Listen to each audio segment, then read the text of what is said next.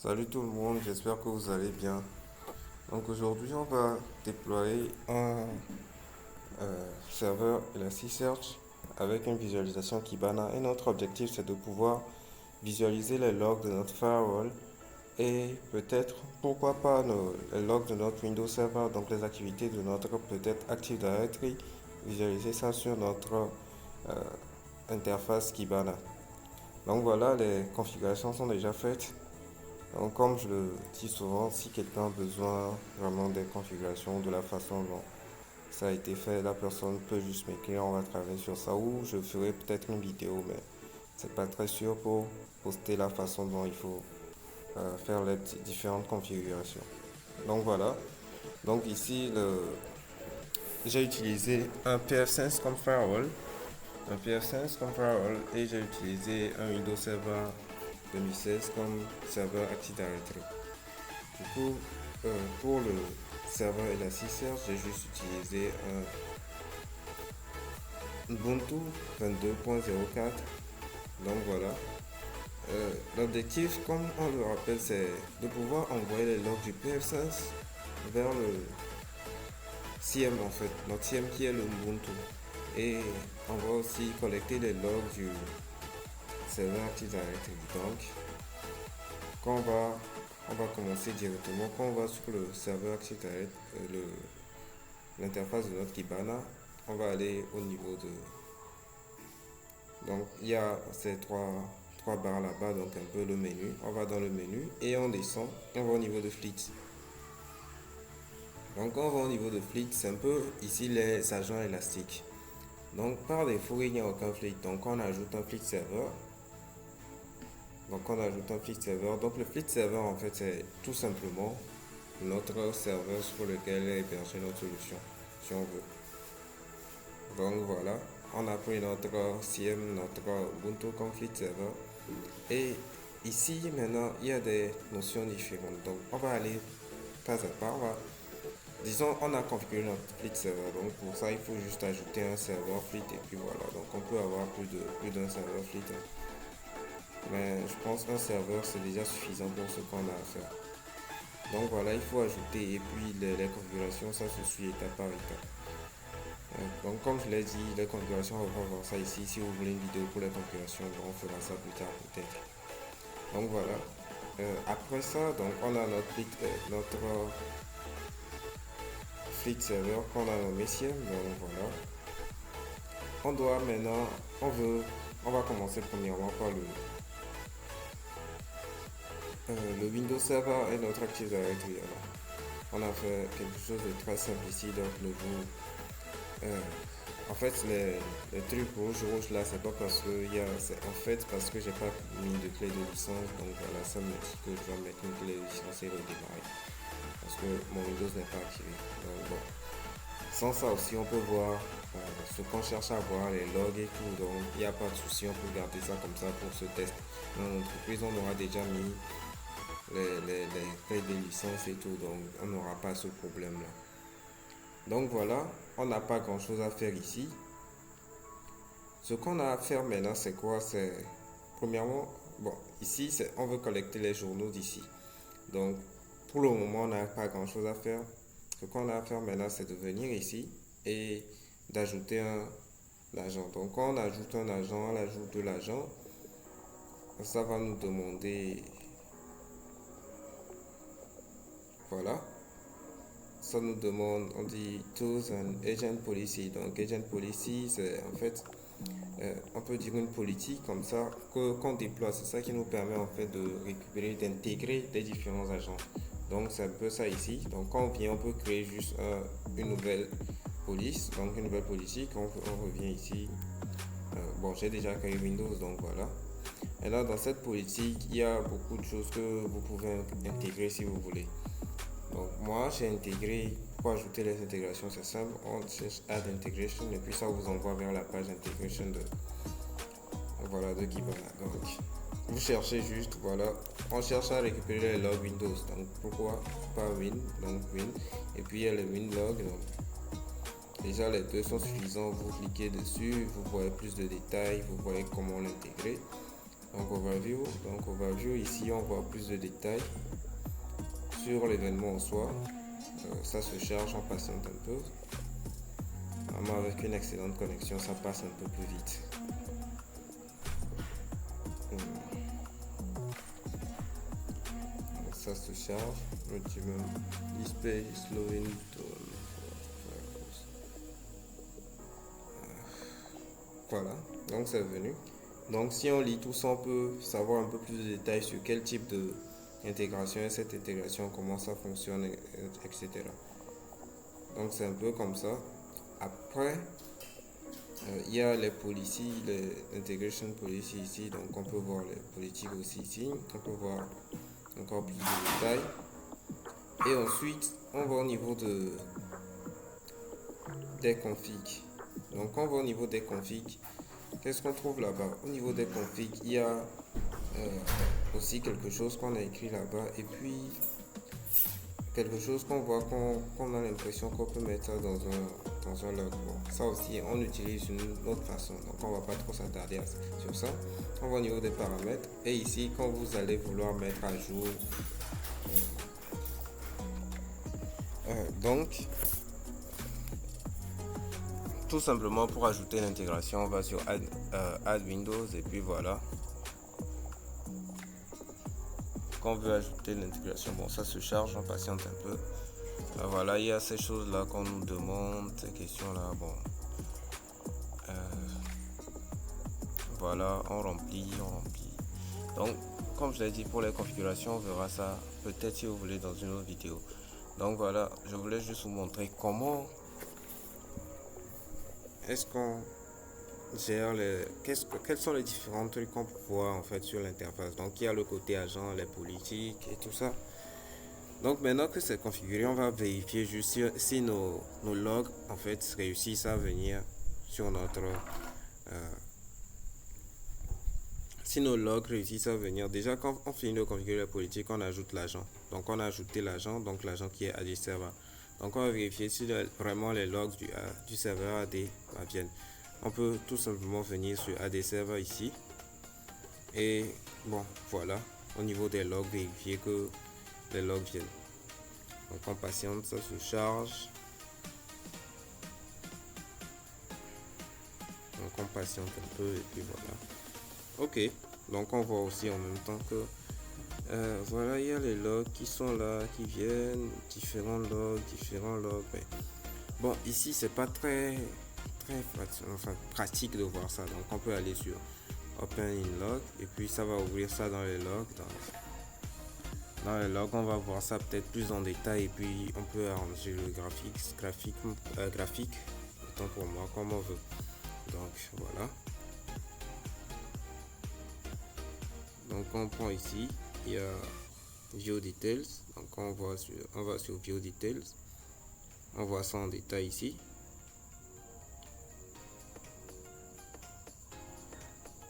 Donc on voit les détails des activités, comment ça se passe, ainsi de suite. Donc investiguer, on peut voir beaucoup de choses. Donc voilà, qui est bien pour truc là, mais c'est pas fini. On peut aussi aller sur le dashboard. Donc quand on va sur le dashboard, il y a différents en fait le dashboard on peut le personnaliser, on peut le créer différemment. Donc on veut un dashboard ici qui va nous permettre de visualiser les événements de Windows Server et voilà tout ce qui se passe dessus. Donc bon, il y a déjà des dashboards aussi prédisposés, donc on va juste ici pour ce test là, on va juste montrer les dashboards prédisposés. Donc voilà. Services, il y a un dashboard là-bas qui parle des services Windows, donc on va voir c'est quoi. Donc ici j'avais mis un filtre, donc je désactive le filtre. Oui, parce que quand on met un filtre après ça ne part pas quand tu ne désactives pas. Donc voilà, ici ça vous donne un peu disons un schéma de ce qui se passe en fait au niveau de vos services. Et voilà vos services différents, les services en cours, les services. En fait, c'est un peu comme si tu as ton Windows, tu le gères, tu as le performance monitoring, en fait, tu es sur le Windows Server, quoi. mais avec beaucoup plus de détails. Donc voilà. Et après ça, à part ça, on peut voir d'autres dashboards de Windows. Il y a encore au niveau du PowerShell.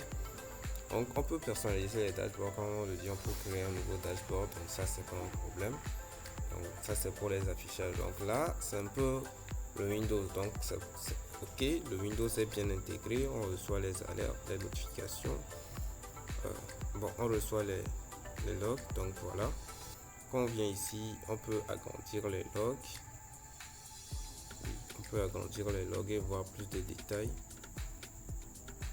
Voilà, donc plus de détails sur le journal en question. Donc voilà ce qui s'est passé concrètement et tout ça. On voit tout ça en fait là-bas. Donc je pense que pour les logs c'est bon. Avec ces schémas jolis, c'est un peu comme ça que ça fonctionne. Donc maintenant on va partir sur le PF5 parce que bon, on se dit intégrer peut-être Windows est plus pratique. Donc on va au niveau du PF5 pour voir. Donc pour le PF5 aussi c'est pas compliqué.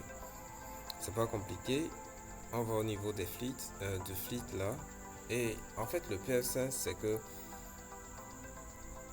déjà on va dire au PF5, on va configurer le PF5 de telle sorte que le PF5 doit envoyer des logs. On ne peut pas installer l'agent sur le PF5 alors que sur le Windows, arrivé dans l'installation au niveau du fleet, de l'ajout du fleet de Windows là, de l'ajout de l'agent Windows, il y a une commande, donc un script qui vous envoie vers le PowerShell de Windows où vous allez, votre agent, où vous allez taper le script là et qui va installer l'agent dessus. Mais pour le PF5, on n'installe pas d'agent dessus. C'est un firewall, on ne va pas installer quoi que ce soit dessus. Donc on va juste demander au firewall en fait. Donc on va demander au PF5 de nous envoyer ces logs.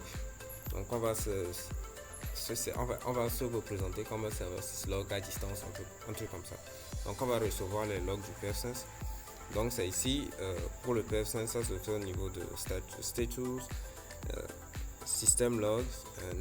Donc quand vous rentrez dans system log, vous allez au niveau de system settings. Et voilà. Donc au niveau de settings, il y a tout en bas, enable remote login.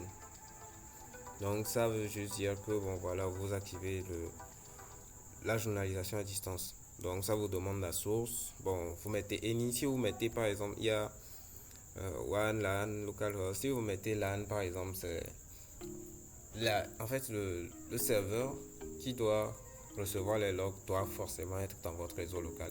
WAN, il doit être hors de votre réseau local.